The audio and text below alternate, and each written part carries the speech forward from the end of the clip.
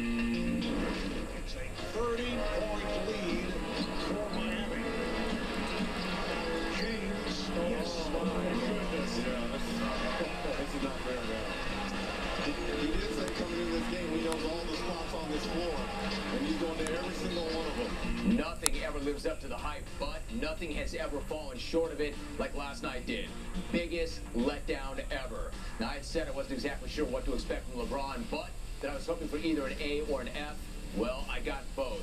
An A for LeBron and an F for the Cavs. I have never seen a crowd want something more and their team want it less. Credit to LeBron. It may have been a regular season game in early December, but that was one of the most important games of his career, and he balled up, dropping 38, 8, and 5 on the Cavs while skipping the entire fourth quarter. He mocked them, he toyed with them, he embarrassed them. No wonder he didn't play with those guys and had to bust out. And after seeing him rip the city's heart out all over again, everybody was waiting to see if he would show any contrition or remorse whatsoever. You know, maybe a gesture coming off the floor or something in the postgame.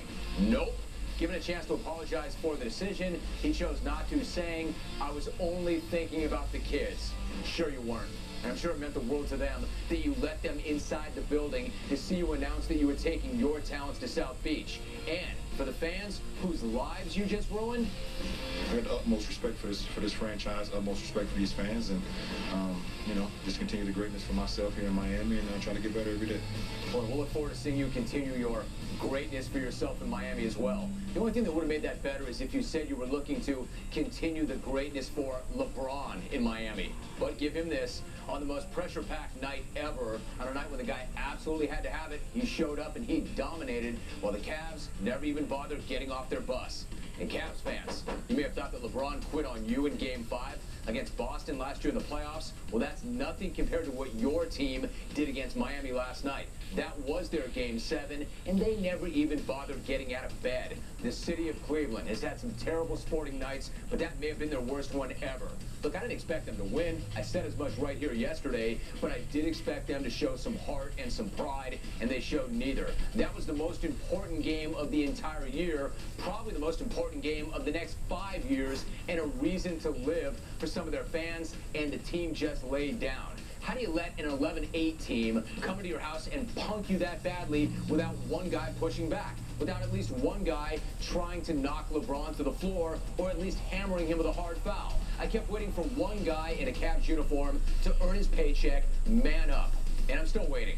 I don't buy this nonsense that LeBron is so strong and so explosive that he doesn't even feel those fouls around the basket. Anderson Varejao is 6'11", 260. Trust me, if he hammered James, he'd feel it. But the biggest shot he laid on Braun last night was that bear hug he hit him with before the tip.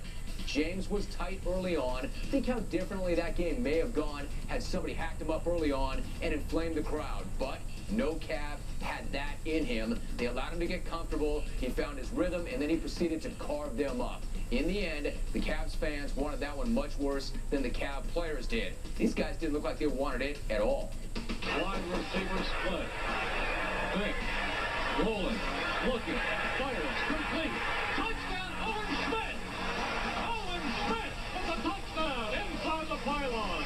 Yeah, so much for that notion that the Chicago Bears figured out Michael Vick last week, that the NFL's a copycat league, that the book is now out on Vick 2.0, and that his little run in the sun has already come to an end. Not happening.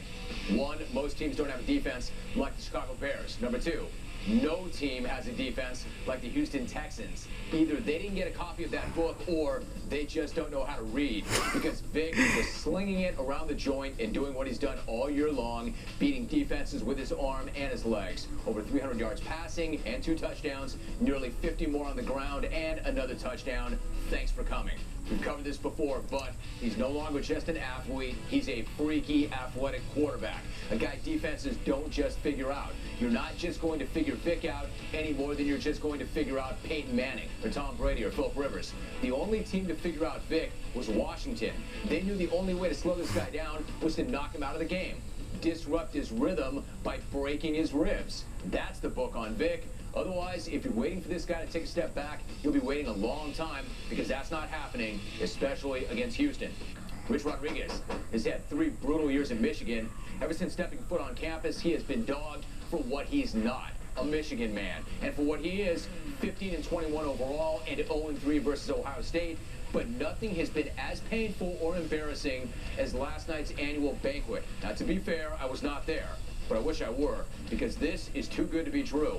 While talking about the crushing expectations and pressure of the season, Rodriguez choked up and admitted he's gone to his iPod for inspiration and to help him cope. It's understandable. In trying times, many of us have bumped tunes to help us get through it and take our minds off it, you know, when you're dealing with. But the music is supposed to make it better, not worse, and Rodriguez reached for Josh Groban. Oh! Not only did he quote lyrics to the Grove's standard "You Raised Me Up" in his speech, he bumped the tune for the room. He then grabbed hands with his wife and the MC of the event and waved them over his head in rhythm to it. Awkward. I think I'd rather steam it out with Joachim Noah and number 7 than get through something like that. But wait, it gets worse, much worse. The AD and the team joined in. Is this Big Ten football or an episode of Glee? Incredible. Yeah, I don't think Bo Schembechler was sitting in his office rocking Bette Midler's "Wind Beneath My Wings" before heading over to the big house to punch the Buckeyes in the mouth. Rich, you say you want to keep your job, but your actions suggest that you're begging to be fired. Because while 0-3 against your rival and 15-21 overall may not be a fireable offense, joining hands with your boss and the team and rocking the Groves at your team banquet probably is. No kid worth his salt is coming to play for a coach who does that.